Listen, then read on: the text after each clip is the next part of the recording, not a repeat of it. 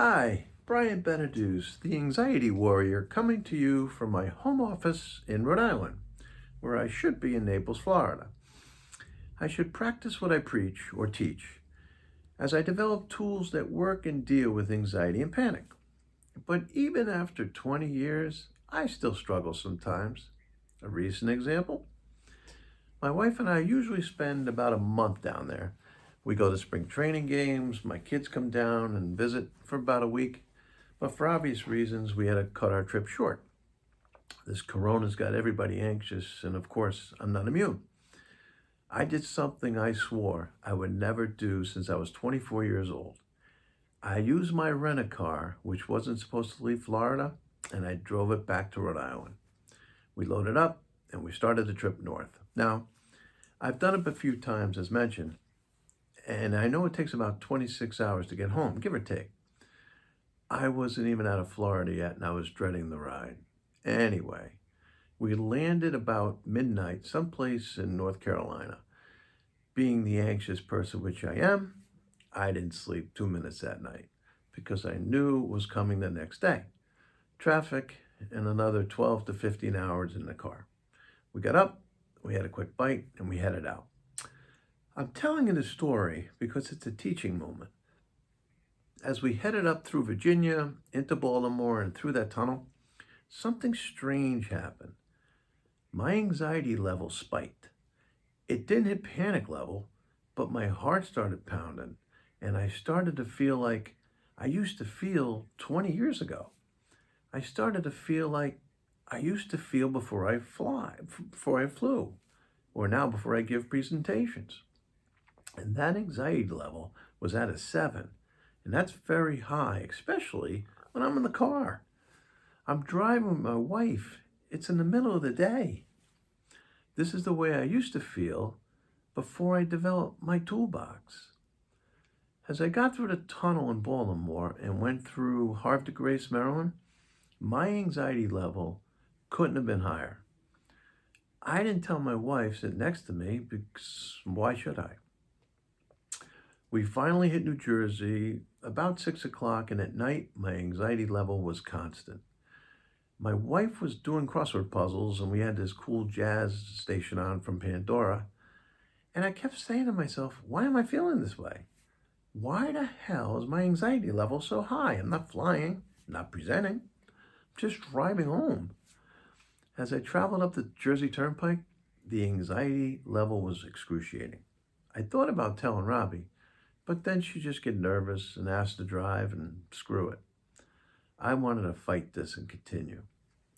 Having sold for my company for over 30 years, I went by all the exits that I traveled on so many times before to see customers.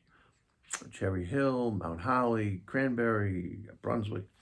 I started to rethink all the things I used to feel and what happened years and years ago, the feelings that I used to have.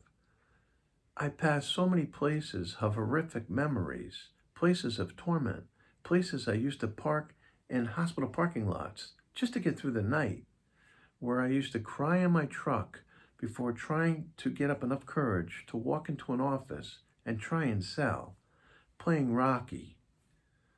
I went over the 19 connector in Secaucus, New Jersey, which is the very place at one time my truck stalled and I ran off that bridge and actually got arrested. I went over the George Washington Bridge, through the Bronx, all the while for 2 hours, gripping that wheel, trying not to show my anxiety, and bringing myself back almost 20 years ago to a place of horror, to a place I never want to be again. As I got into Connecticut, I started to rethink what just happened, and I said to myself, what am I doing? What am I doing? Do what you preach. Do what you teach. Drop your armor. Let it come. You teach, act as if. I am an expert. I know what I'm doing. I know what it is. Why did you let it bother you and fight it? Once I did that, I calmed right down. Even though Connecticut, I had many, many customers and also the same feelings as I had years ago. But I was able to calm myself down. And that's when I shared it with my wife. She was so upset because I didn't share it with her. I just explained that I didn't want to alarm her. And she said, I thought we were over that. Why didn't you tell me? At least I could have driven. I said, Robbie, I am so pissed at myself that I didn't use the tools that I teach people on a daily basis. I wrote books about how to manage this anxiety. I conquered my fears myself. And here I was. I went about it totally the wrong way and I blew it. As we drove for the next hour, we talked back and forth and obviously came to the conclusion that because I hadn't been back to this place in the last, 18 years or so, it brought back subconscious memories of the horrible things that happened to me. My books are my real stories about all the places that I just went through. And I haven't been back there since. That's what started it. The thing that I did wrong was not being ready for it. And also I did the thing I used to do years ago, and that was fight it. Even though I know that's the wrong thing to do, it's because it's what I did so many times years ago in many different places along that same route. It was a natural instinct to do it again. Using my tools, drop my armor, act as if, it got me through it. So remember, you're not going to get it right the first time or even have a slip up 20 years later.